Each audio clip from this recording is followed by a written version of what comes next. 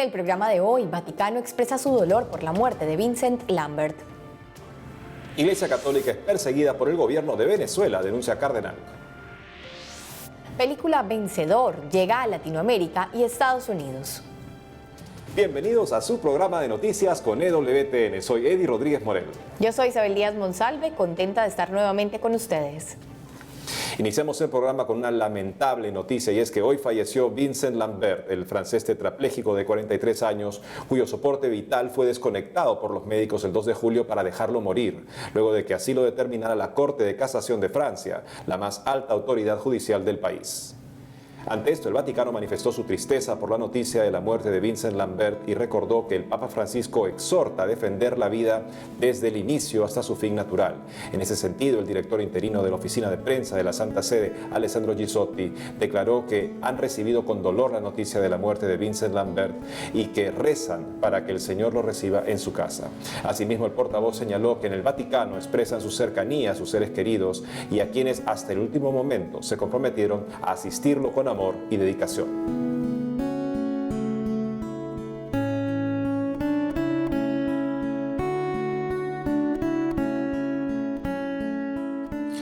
El Papa San Juan Pablo II decía que la cultura de la muerte es el resultado de una valoración excesiva de la eficiencia. Bueno, aquí tenemos una persona que solo necesita alimento y bebida y aseo para poder vivir.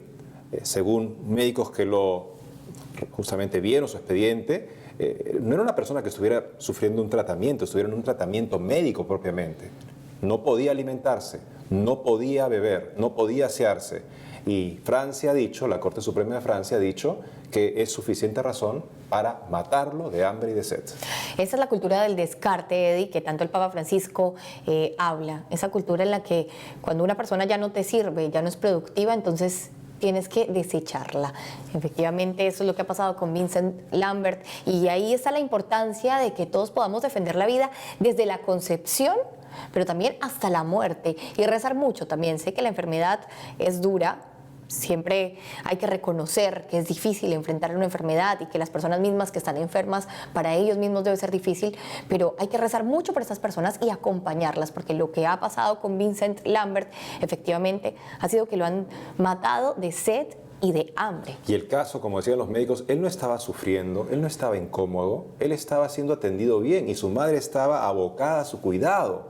No obstante, le han dicho, muévase a un lado, señora, debe morir su hijo. El Estado decidió por Vincent y por la familia de Vincent, por su madre, que fue su más ardiente defensora hasta el final. Y en otros ámbitos, el administrador apostólico de Caracas, Venezuela, denunció que la Iglesia Católica es perseguida por el gobierno de Nicolás Maduro. Veamos.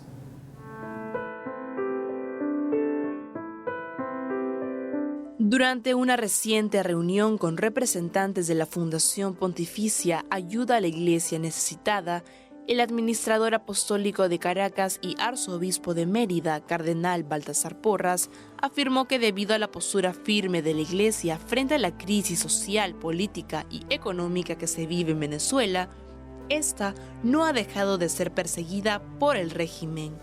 El purpurado puso como ejemplo que existen restricciones contra los colegios católicos y también ataques del gobierno hacia las parroquias a través de consejos comunales y de grupos progubernamentales llamados colectivos, quienes en zonas populares de la capital de Caracas escuchan las homilías de los sacerdotes y si no les gusta, comienzan a amenazarlos.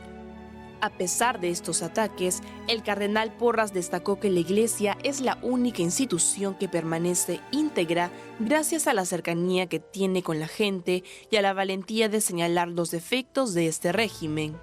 Asimismo, luego de responsabilizar al actual gobierno del aumento de la crisis en Venezuela, el arzobispo de Mérida afirmó que si la Iglesia no estuviera presente en la nación, la situación sería peor y se agravaría.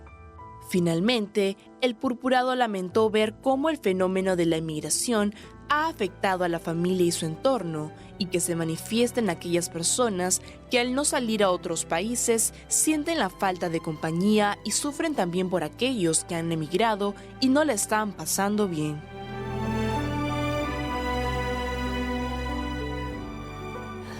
Y nos enlazamos rápidamente con nuestra corresponsal en Santiago de Chile, Giselle Vargas, quien nos tiene información de la visita a este país de un franciscano muy galardonado en el ámbito educativo. Vamos contigo, Giselle. Hola, ¿cómo están? Me encuentro en la parroquia El Sagrario, ubicado al interior de la Catedral Metropolitana. Esta parroquia es una de las más antiguas de Chile, fundada con la misma ciudad en 1547.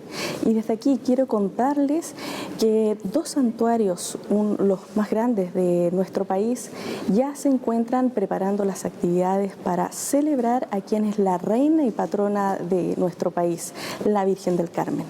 El Santuario Nacional de Maipú en Santiago festejará el 14, 15 y 16 de julio con presentaciones, novenas y procesiones a nuestra querida Madre. Asimismo, el templo dispuso una imagen que ya recorre distintas comunidades del país.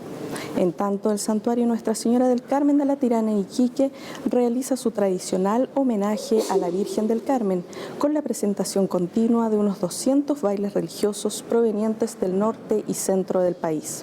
En tanto, las camareras de la Virgen del Carmen en este lugar impondrán cientos de escapularios y realizarán misas en honor a nuestra Madre.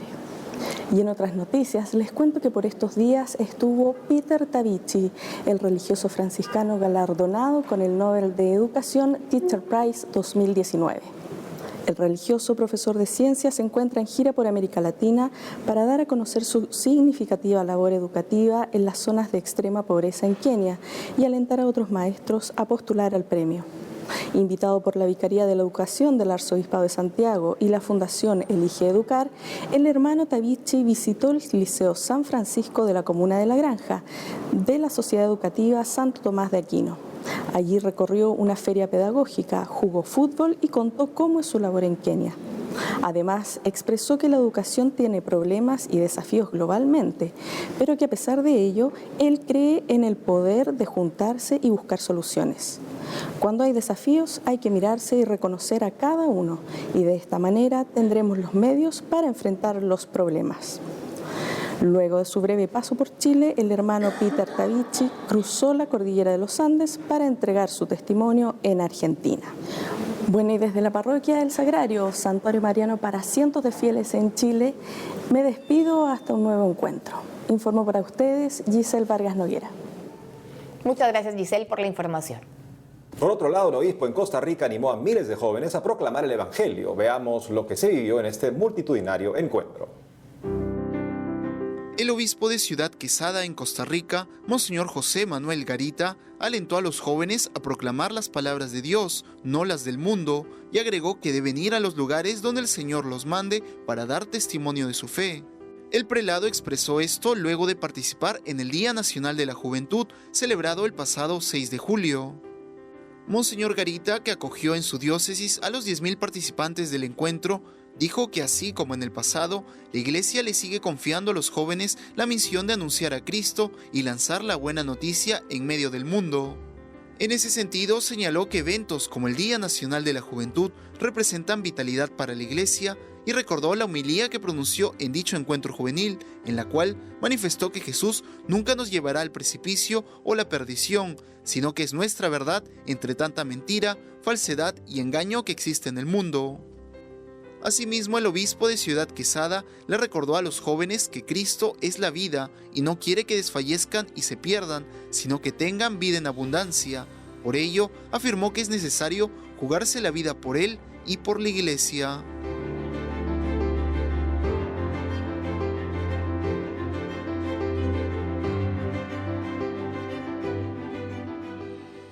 Por otro lado, les contamos que en agosto se estrenará en Latinoamérica y Estados Unidos la película Vencedor, un film que promueve temas como la esperanza y la importancia del perdón. Para darnos todos los detalles sobre esta nueva y esperada película, está con nosotros vía Skype Armando Allen, director de distribución de Canción Films. Armando, bienvenido a EWTN Noticias. Hola Isabel, mucho gusto de estar contigo y con la audiencia. Armando, cuéntanos por favor cuál es el mensaje que quiere dar a conocer la película Vencedor. Esta película nos habla acerca de la identidad que tenemos nosotros en Cristo. Cuando nosotros la podemos reconocer, es que se nos facilita entonces el poder actuar conforme la Biblia nos enseña. Por ejemplo, cuando nos sabemos y nos sentimos amados por Dios, podemos dar amor. Cuando nos sabemos perdonados, podemos perdonar. Entonces, este es el fundamento principal en el que se basa la historia de la película. Y Armando, para que todos nuestros televidentes estén enterados de los detalles de la película Vencedor, ¿nos podrías contar cuándo será el estreno y cómo pueden seguir nuestros televidentes para poder asistir y ver la película? Con mucho gusto. La película va a estrenar en toda Latinoamérica a partir de septiembre. Hay que estar revisando y muy pendientes en la página web vencedorlapelícula.com. Ahí va usted a encontrar en uno de los espacios las fechas de estreno en cada país. Perfecto. Armando, y por último, ¿qué los motiva a promover a ustedes y distribuir películas como Vencedor, que fomenta valores en las personas? ¿Y por qué crees que es tan importante que la gente vaya a ver este film? Bueno, para nosotros, toda película que promueva una idea cristocéntrica, que tenga un fundamento en los valores que la Biblia nos enseña, nosotros la vamos a apoyar. Esa es prácticamente la razón de nuestra existencia como corporación, y lo que estamos buscando es que la gente se acerque a los principios y a los valores bíblicos a través de historias por las cuales se pueda identificar. Y nosotros por eso les invitamos a que vayan a ver esta película, porque no nada más va a ser un buen tiempo de entretenimiento, sino también va a encontrar herramientas prácticas para su vida, para sus relaciones. Así que no se la pierda. Recuerde, a partir de septiembre, en su cine favorito, busque en vencedorlapelícula.com más detalles acerca del estreno en su país. Armando Allen, muchas gracias por estar con nosotros en WTN Noticias y cuente con nuestras oraciones para que esta película tenga una gran acogida. Muchísimas gracias, Isabel. Siempre un gusto poder estar contigo y con la audiencia, y les esperamos en el cine y próximamente con más noticias de películas cristianas. Con mucha expectativa entonces para ver esta película llena de valores cristianos. Amigos, tenemos que hacer una pausa, pero al regresar, arzobispo en México compara aborto con homicidio a balazos. Renuncia maestro del coro de Capilla Sixtina investigado por temas económicos. Ya regresamos con más información.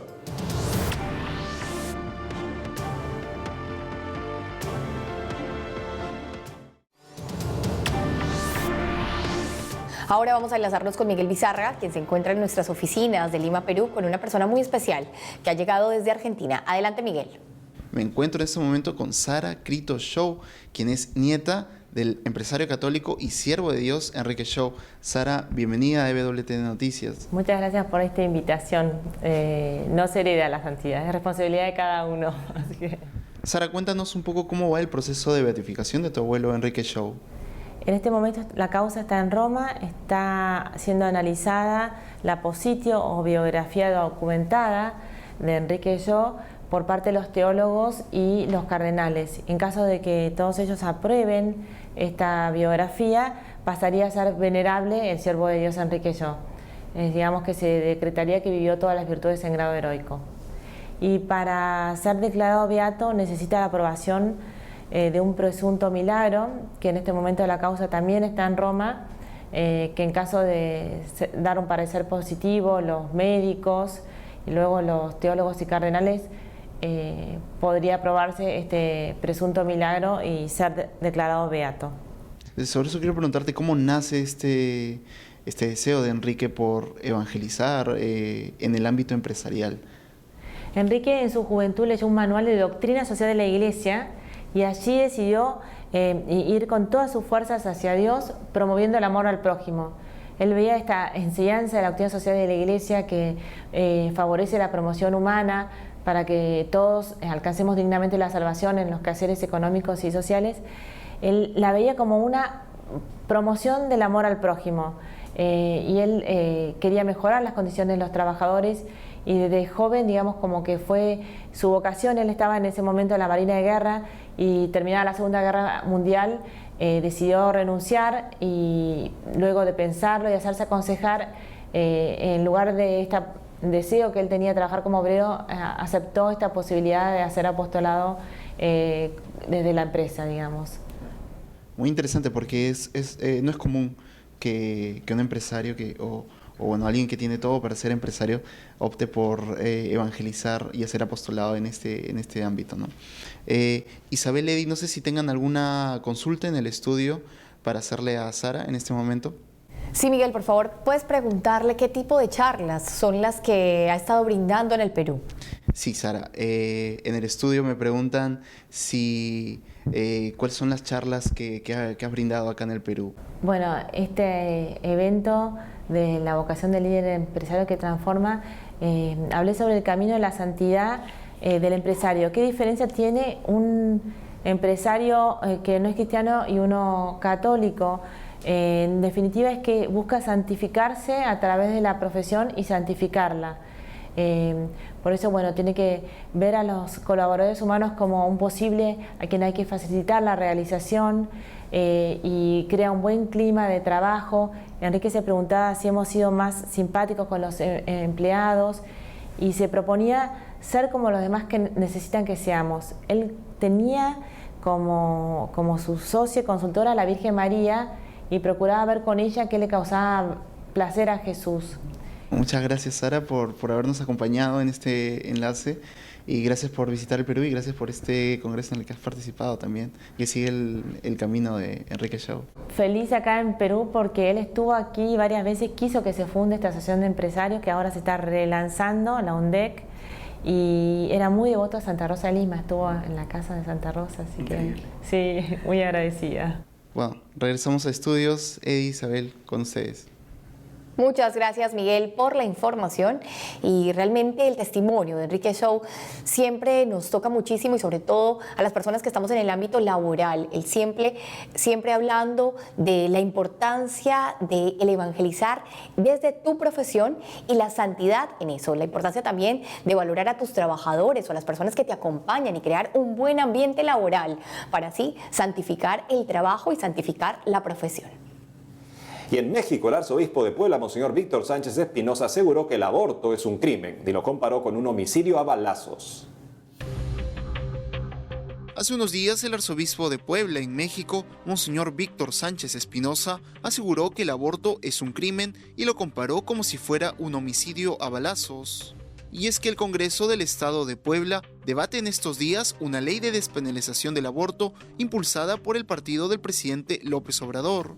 En ese contexto, el prelado criticó el hecho de que el aborto esté en discusión, habiendo tantas cosas urgentes. Asimismo, el arzobispo mexicano enfatizó que la vida no es un tema ni de foros, ni de encuestas o debates, sino que la vida es sagrada. Por su parte, Gabriel Biestro, presidente del Congreso del Estado de Puebla y coordinador del partido del presidente de México, advirtió que hay sanciones previstas para los miembros del grupo político que se opongan a la despenalización del aborto. En ese sentido, afirmó que la línea nacional del partido de López Obrador sí contempla la despenalización de este crimen. La afirmación de Monseñor me recuerda una estadística que vi recientemente, y es que en Estados Unidos mueren más de 30.000 personas al año por disparos, mientras que muere casi 1 millón de personas por aborto. Y una persona preguntaba, ¿les importaría más a las personas abortistas si estos asesinatos fueran a balazos? En efecto, es peor, porque estamos desprotegiendo legalmente a toda una clase de seres humanos, mientras que, en efecto, tomamos acciones legales contra las personas que asesinan a balazos. En otras noticias, la Oficina de Prensa del Vaticano informó que Monseñor Massimo Palombella, maestro director de la Capilla Musical Pontificia, renunció al cargo tras ser investigado por presuntos malos manejos económicos. Tras ser investigado por presuntos malos manejos económicos, Monseñor Massimo Palombella, maestro director de la Capilla Musical Pontificia o coro de la Capilla Sixtina, renunció a su cargo, según informó un comunicado que emitió la Oficina de Prensa del Vaticano. Esta solicitud también fue aceptada por el Papa Francisco. Según se dio a conocer, Monseñor Palombella sirvió como director musical desde el 2010, siendo ratificado en noviembre de 2015. En enero de este año, el Santo Padre decidió que la capilla musical hiciera parte de la oficina de celebraciones litúrgicas del Sumo Pontífice, por lo cual Monseñor Palombela respondía desde entonces a Monseñor Guido Marini, maestro de las celebraciones litúrgicas pontificias. Pero cabe resaltar que en septiembre del año pasado, la oficina de prensa del Vaticano dio a conocer que estaban en investigación algunos aspectos económicos del coro. Este trabajo se centró en los presuntos delitos de lavado de dinero, fraude contra el Estado y peculado. Por su parte, el director interino de la oficina de prensa del Vaticano, Alessandro Gisotti, dijo que con la conclusión del servicio de Monseñor Máximo Palombela, la guía interina de la Capilla Musical Pontificia Sixtina ha sido confiada a Monseñor Guido Marini y a Monseñor Marcos Paván, quien es actualmente maestro de los niños cantores de la misma. Ahora nos conectamos con nuestra corresponsal en Roma, Mercedes de la Torre Cuellar, quien nos trae noticias desde el Vaticano. Adelante, Mercedes. Hola a todos, me alegra saludarles en esta ocasión desde la Curia General de los Jesuitas en Roma, a pocos pasos del Vaticano. Y precisamente nos encontramos con el director internacional de la Red Mundial de Oración del Papa, conocida antes como el Apostolado de la Oración, el padre Frederick Fornos, jesuita. Muchas gracias por esta entrevista para EWTN. Gracias a ustedes.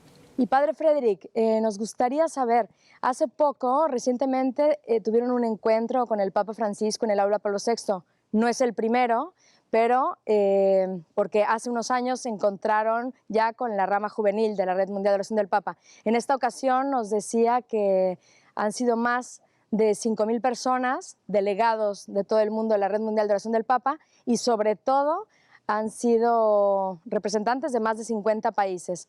¿Cómo fue esta experiencia? Sí, fue los 175 años del Apostolado de Oración, que es una obra pontificia, un servicio eclesial de la Santa Sede, que desde hace 10 años hemos iniciado a recrear, refundar. Entonces estábamos celebrando también estos 10 años de refundación con tantas personas de tantos países en el mundo. Fue un momento muy intenso, muy fuerte, porque tuvimos un momento de oración con el Papa Francisco, muy largo, muy profundo, de oración contemplativa con él, que el Santo Padre guió, y fue el momento que dio más impacto a todos los participantes. Y precisamente una de las iniciativas de la Red Mundial de Oración del Papa es este vídeo, que es una iniciativa inédita en el cual el Papa Francisco cuenta y pide oraciones por la intención de oración mensual. ¿Cómo fue esta experiencia de lanzarlo a partir de la Red Mundial de Oración del Papa? Cuando el Papa Francisco quiso impulsar la recreación de este servicio de la Santa Sede, pues nos ayudó con este vídeo mensual, que es otra manera con lenguaje del mundo de hoy, con lenguaje visual, de tocar los corazones hablando directamente a cada uno de nosotros con este vídeo. Este vídeo ha tenido mucho impacto en el mundo, continúa a tener hoy día mucho impacto. Es un proyecto que hacemos, como todos nuestros proyectos, en sinergia con el Dicasterio para la Comunicación, y todos nos dicen, en todos los países del mundo donde vamos, que es el vídeo que les ayuda más, no solamente a orar con el Santo Padre y para la misión de la Iglesia, pero les ayuda también a partir de allí a reflexionar, a pensar sobre estos grandes desafíos del mundo de hoy. Muchas gracias, padre Frederick Fornos, en EWTN, director de la Red Mundial de Oración del Papa. Gracias a ustedes. Y hoy, 11 de julio, la Iglesia celebra la fiesta de San Benito, patrono de Europa y patriarca de los monjes occidentales. Y por ello les presentamos algunos detalles que tal vez no sabían de la medalla de San Benito.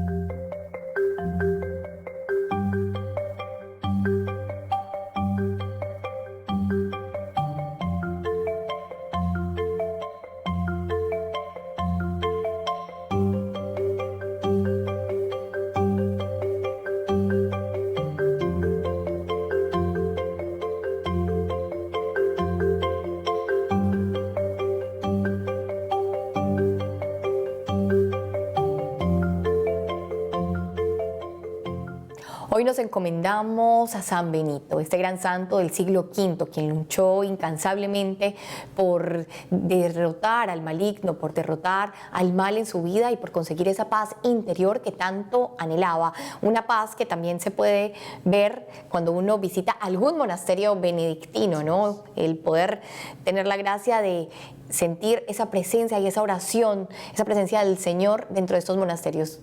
Yo he tenido la bendición de poder visitar Monte Cassino y Subiaco, y al visitarlos ha sido hermoso el poder pues sentir esa presencia también de San Benito, ¿no? Ahí, de hecho, en Monte Cassino, donde está su tumba, que ha sido enterrado con su hermana Santa Escolástica, estos dos grandes santos de Europa. Sería imposible contar todas las anécdotas maravillosas que también aprendí cuando visité. Yo también tuve la gracia de estar en Monte Cassino y he visto fotos después del bombardeo que hubo durante la Segunda Guerra Mundial. Los aliados bombardearon Monte Cassino pensando que era un almacén de bombas alemanas. Finalmente no había bombas alemanas ahí, pero la imagen de Monte Cassino tras el bombardeo es la imagen de la más absoluta desolación.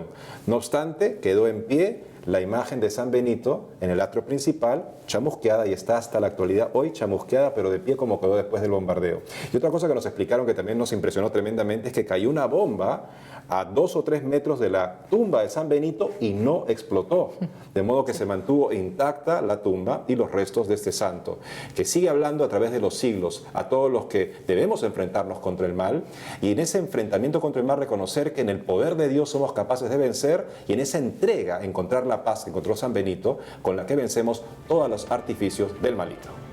Y bueno, amigos, con esto terminamos el programa por el día de hoy. Gracias por seguirnos, por estar con nosotros, y saben que también pueden encontrar nuestras noticias en las redes sociales. Hasta pronto.